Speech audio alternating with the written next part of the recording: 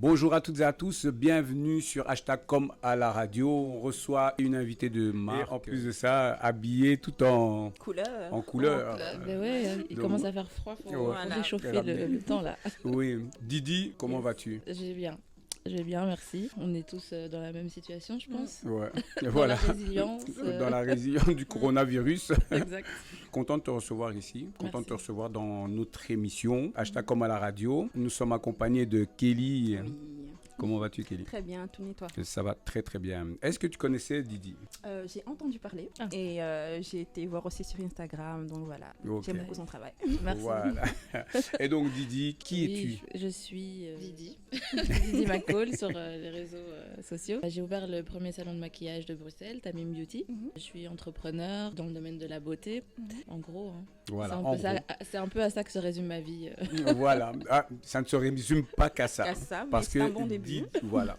Parce que Didi, pour préciser, parce que c'est important de préciser, Didi qui a ouvert son premier salon, donc Tamim Beauty, connu parce que voilà, tu t'occupes du maquillage de personnalités, maquillage des personnes qui ont envie de se faire belles, tu fais ressortir leur beauté à travers ton travail. Jeune entrepreneuse, faut rappeler, jeune entrepreneuse, très jeune entrepreneuse. Tu travailles aussi avec des artistes. Pour tout ce qui est clip vidéo, donc oui, ça ne se résume pas qu'à juste maquiller, donc c'est vraiment il y a un grand panel de choses que tu fais à travers. Ouais, je disais ma vie d'entrepreneur, je résume ce que je fais de toutes mes journées, de tout mon temps, mais c'est vrai que là-dedans ça comprend pas mal de choses. Donc, à la base je faisais du make-up pour les événements, les mariages, etc. Et depuis plusieurs années c'est vrai qu'on a un peu étoffé nos services, et donc là on fait beaucoup de direction artistique, on programme des shootings, vidéos, photos, et on s'occupe vraiment de tout l'univers artistique des shootings. Ça c'est vraiment le truc qui est très chouette parce que c'est créatif, ça change à chaque fois. Parce que bon, le maquillage, c'est, comment je dirais, il y a toujours des grandes tendances et tout le monde veut toujours la même chose, etc. Et c'est vrai que des fois, dans le maquillage beauté, on peut perdre un peu cette créativité. Et donc là, la direction artistique, ça nous permet vraiment d'exercer cette créativité. De vous renouveler à chaque fois. C'est ça. C'est ce qu'il faut dire. Parce Exactement. que toi et ton équipe, parce qu'il faut savoir que Didi n'est pas toute seule. Non, je pourrais pas. Je pourrais pas. Donc je travaille avec un associé, Yvan. J'ai aussi une stagiaire, Rachel, qui nous aide beaucoup sur ces projets-là. Oui, évidemment, je peux pas faire tout ce travail toute seule. Mais en tout cas, comment dire, le volet direction artistique prend de plus en plus d'ampleur, et d'ailleurs post-corona c'est vraiment le truc qui fonctionne le mieux en ce moment, parce que toute la saison des mariés est annulée, tout ce qui concerne l'événementiel aussi. Donc en fait les shootings photos et vidéos restent l'activité qui est un peu en demande maintenant. Donc ça prend vraiment de l'ampleur et je suis très contente parce que c'est quelque chose que j'aime beaucoup, donc j'espère vraiment évoluer dans cette voie-là. Alors pour tous ceux et celles qui nous regardent, qui aiment ce domaine de la mode, parce que ça touche la mode aussi, mais le monde artistique en fait, en gros. Voilà. Mais comment tu es arrivé? Comment à un moment tu t'es dit tiens voilà, je vais ouvrir mon salon, en fait, donc moi j'ai fait des études de relations publiques, et la fin de mes études, mon mémoire portait sur la disponibilité justement des produits cosmétiques pour les femmes noires. Et donc c'est un peu comme ça que j'ai commencé à m'intéresser à ce monde-là. D'abord pour un travail de fin d'études.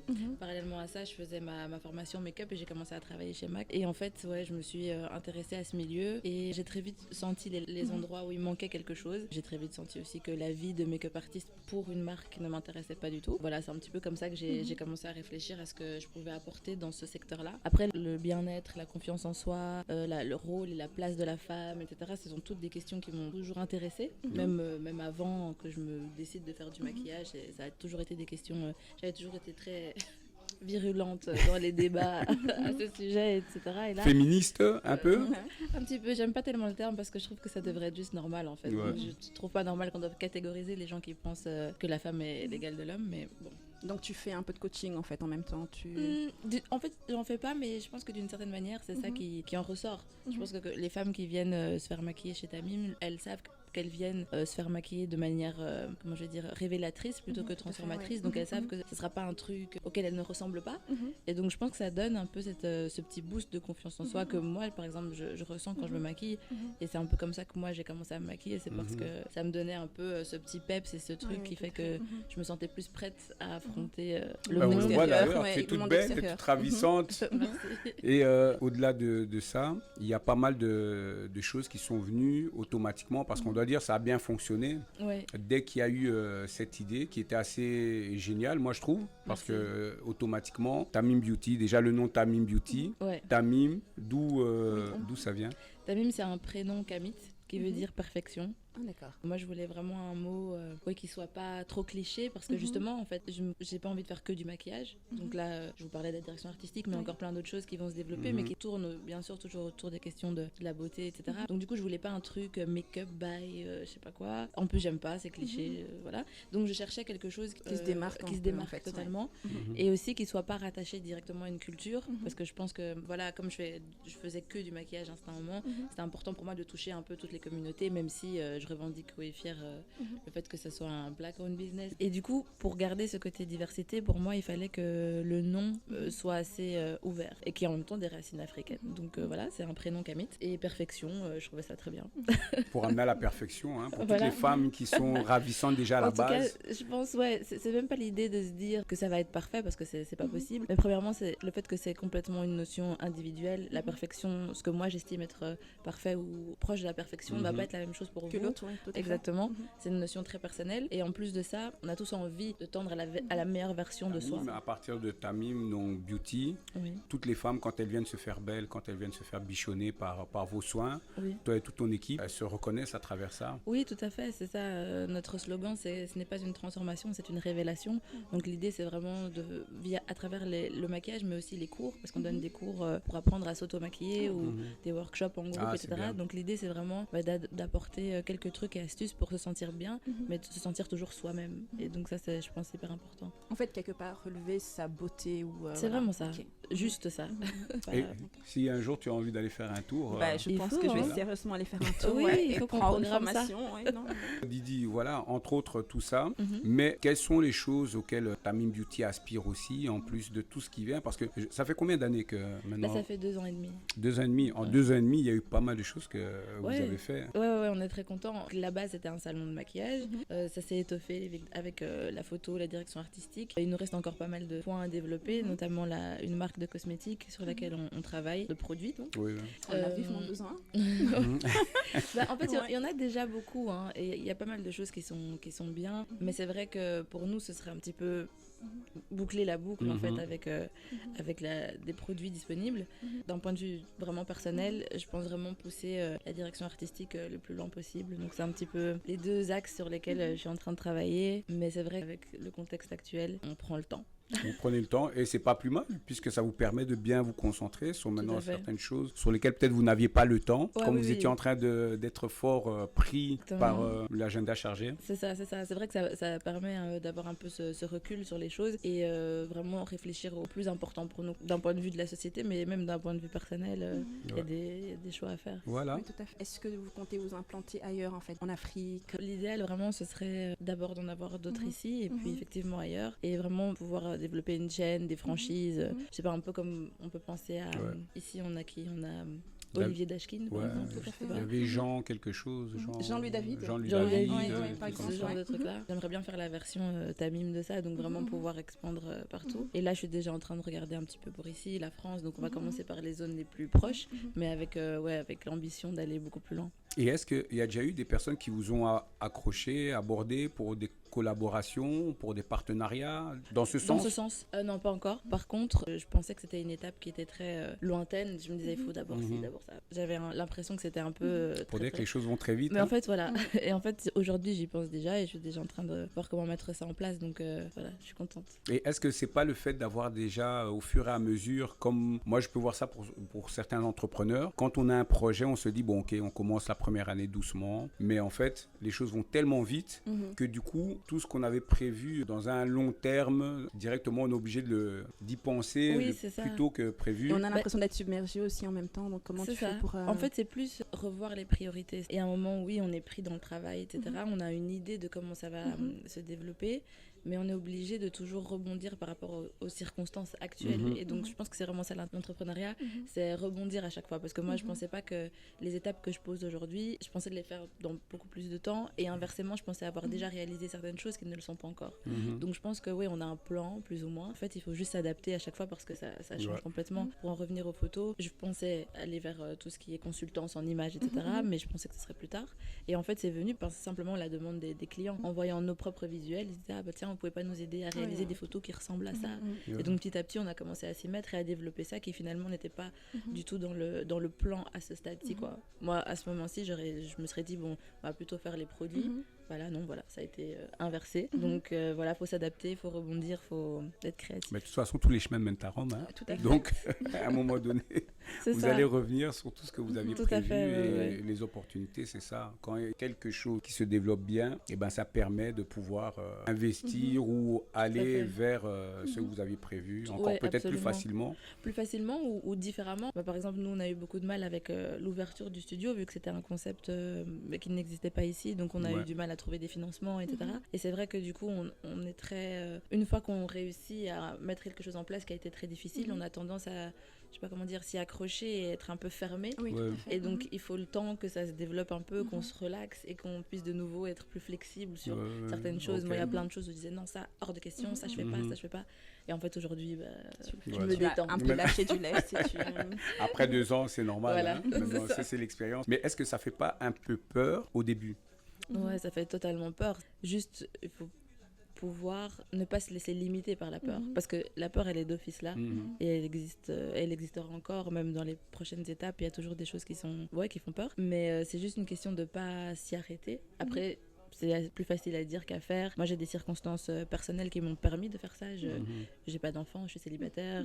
Voilà, je pense que quand tu es dans certaines étapes de ta vie, c'est peut-être plus compliqué. Et donc, c'est vrai que pour moi, c'était vraiment pas une possibilité, en fait, de rester travailler en tant qu'employé chez Mac ou des choses comme ça. C'était très clair dans ma tête et j'avais des circonstances qui me permettaient aussi de faire ce genre de choix. Voilà. Il y avait une vision, il y avait un objectif. Très, très clair et pour donc, moi. voilà, maintenant, qu'est-ce qui va se passer par la suite? Projet. Bah écoute, on va continuer donc le développement, comme je disais, des produits. Je travaille avec certains artistes, mais donc il y a vraiment des artistes avec lesquels j'aimerais pousser le travail et le développement. Et puis, j'espère dans pas trop longtemps ouvrir d'autres endroits. Et alors, pour les artistes, bah là, je passe du coq à l'âne, mais je vais toujours dire toi et ton équipe, parce que tu n'es pas toute seule.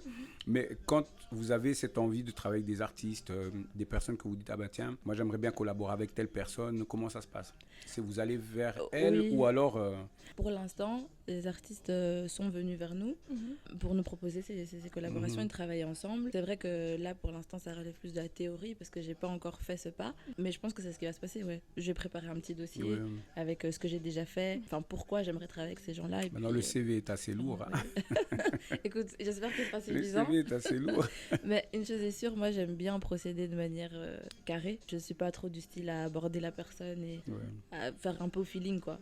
Pour moi, ça doit se passer avec un dossier que j'envoie dans professionnel. Voilà. Et après, on peut passer à l'étape, on discute et le feeling passe ou pas.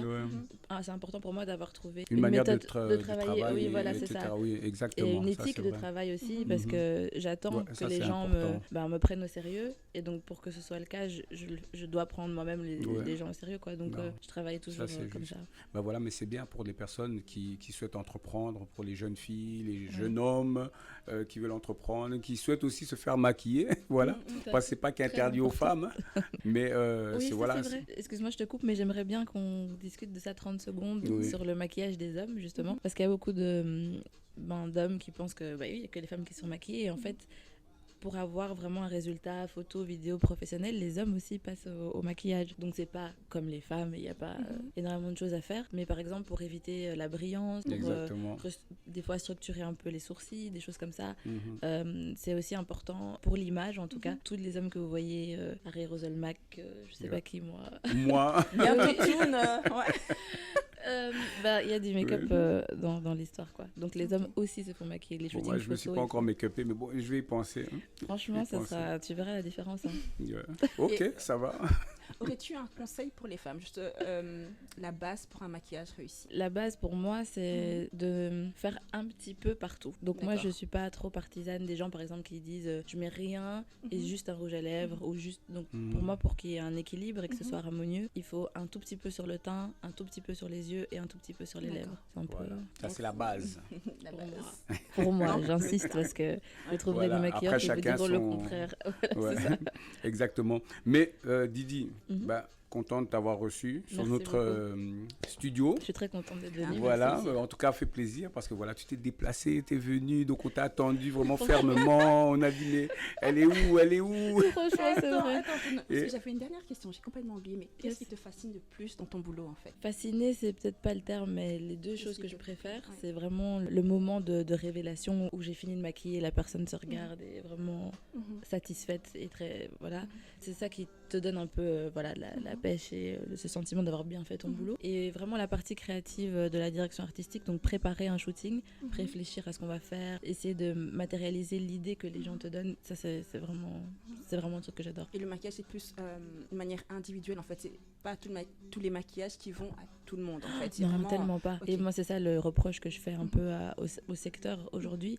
C'est que chaque fois que, je sais pas, une star, Kim Kardashian lance un look, une manière de se maquiller, enfin, son maquilleur, Mario, tout le monde fait pareil. Il y a des personnes à qui ça va et d'autres à qui ça va pas du tout. Il n'y a plus vraiment d'individualisation en fait. On reproduit le même look sur tout le monde. Et ça, c'est vraiment quelque chose que j'aime pas et que que je ne fais pas du tout avec mes clients. Il y a toujours un moment de discussion pour savoir ce qu'elles veulent, et aussi de conseils. Ouais. Parce que les gens peuvent avoir des idées, mais en fait, par rapport à leur morphologie, peut-être que je peux apporter quelque chose pour les conseiller mieux. Et donc ça, c'est hyper important pour moi, que chacun se sente soi-même Garde ton et identité. voilà, garde son identité. Et des fois, même, je dissuade un peu mes clientes qui viennent avec, je sais pas, justement ce genre de Elle photos. vient avec une photo. Oui, Je veux Voilà. et voilà, Je et veux ça, je veux c'est ça. ressembler à ça. Exactement. Elles ont des traits qui sont tout à l'opposé. Et donc, des fois, je les dissuade en leur expliquant pourquoi. Mais il y a vraiment un travail presque de psychologie, en fait, quand on maquille, que plus beaucoup de maquilleurs ne font C'est un vraiment. accompagnement, hein. C'est un vraiment ça, accompagnement. Donc C'est des pas- visagistes aussi. Hein. Un peu, hein. Ouais, voilà. Ah, ok. Didi, en tout cas, merci. Merci à vous. D'être venu. Et merci pour votre voilà. patience de m'avoir Oui. attendu. On t'a attendu. En plus, tu es venu, tu nous as ramené du soleil. Le donc ça va. soleil, la Je couleur. me dis, au moins, ce sera déjà ça. Voilà. Ah bah, c'est beaucoup. Hein. Et ce que moi je vais dire, c'est vraiment que les personnes qui ont envie d'avoir plus d'informations, qui veulent te suivre, donc on peut aller sur Tamim Beauty, donc @Tamim Beauty, et Didi McCall sur Instagram, Facebook. Pour l'instant, c'est voilà, Instagram, C'est bien, Facebook, déjà. déjà rien que un ça, site c'est assez. internet aussi, www.tamim.com. Voilà, donc à Tamim Beauty, Yes. Didi McCall, voilà, et www. Camille Beauty. Tamim, donc ça aussi, parce que tout le monde Mhm. massacre le nom, Tamim, ok. Donc Tamim, Tamim. Voilà, Voilà, c'est important. ouais, voilà, c'est important.